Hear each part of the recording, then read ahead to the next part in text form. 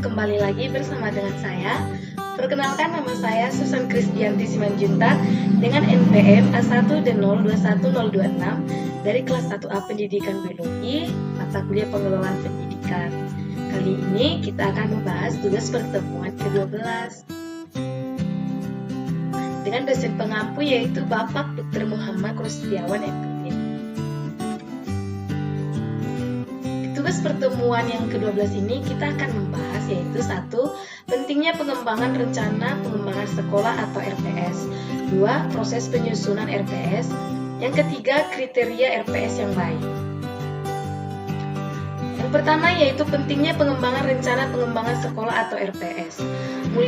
Mulyasa 2002 wujud dari salah satu fungsi manajemen sekolah yang amat penting yang harus dimiliki sekolah untuk dijadikan sebagai panduan dalam menyelenggarakan pendidikan di sekolah, baik untuk jangka panjang atau 20 tahun, menengah 5 tahun maupun pendek 1 tahun, merupakan pengertian dari rencana pengembangan sekolah atau RPS. Menurut Kristiawan 2017, kepala sekolah merupakan motor penggerak, penentu arah kebijakan sekolah yang akan menentukan bagaimana fungsi tujuan sekolah dan pendidikan pada umumnya direalisasikan. Panduan teknis bagi sekolah dalam penyusunan yang mengupas tentang 1. Pentingnya rencana pengembangan sekolah atau RPS. RPS penting dimiliki untuk memberi arah dan bimbingan para pelaku sekolah dalam rangka menuju perubahan atau tujuan sekolah yang lebih baik atau peningkatan dan pengembangan dengan risiko yang kecil dan untuk mengurangi ketidakpastian masa depan. 2. Arti perencanaan sekolah atau RPS. Perencanaan sekolah adalah suatu proses untuk menentukan tindakan masa depan sekolah yang tepat melalui urutan pilihan dengan memperhitungkan sumber daya yang tersedia. RPS adalah dokumen tentang gambaran kegiatan sekolah di masa depan dalam rangka untuk mencapai perubahan atau tujuan sekolah yang telah ditetapkan. 3. Tujuan rencana pengembangan sekolah atau RPS. RPS disusun dengan tujuan untuk A. Menjamin agar perubahan atau tujuan sekolah yang telah ditetapkan dapat dicapai dengan tingkat kepastian yang tinggi dan risiko yang kecil. B. Mendukung koordinasi antar pelaku sekolah.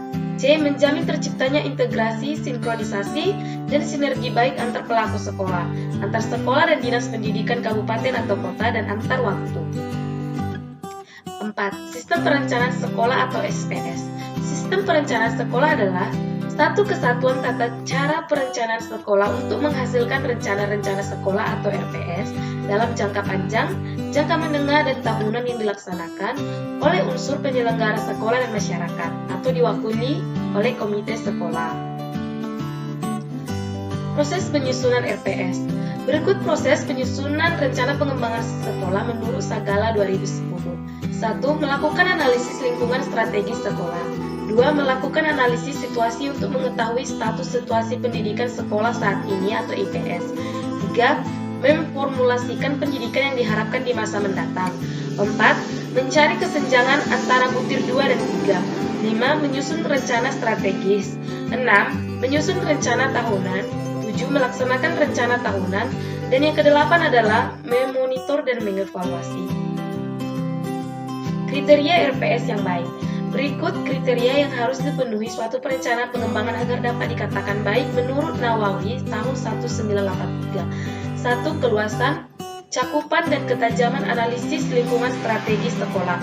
2. Keluasan, cakupan, dan ketajaman analisis situasi pendidikan sekolah saat ini. 3. Analisis kesesuaian. 4. Kualitas dan kuantitas situasi pendidikan sekolah yang diharapkan. 5. Kelengkapan elemen renstra atau rencana strategi. 6. Cakupan jenis perencanaan atau pemerataan, kualitas, efisiensi, relevansi, dan kapasitas. 7. Kemanfaatan serta kesesuaian renstra dan renov dengan permasalahan pendidikan. 8. Kelayakan strategi implementasi renstra dan renov. 9. Kelayakan rencana monitoring dan evaluasi. 10. Kecakupan, kemutakhiran, kereferensian, pendapatan, dan rencana pembelajaran.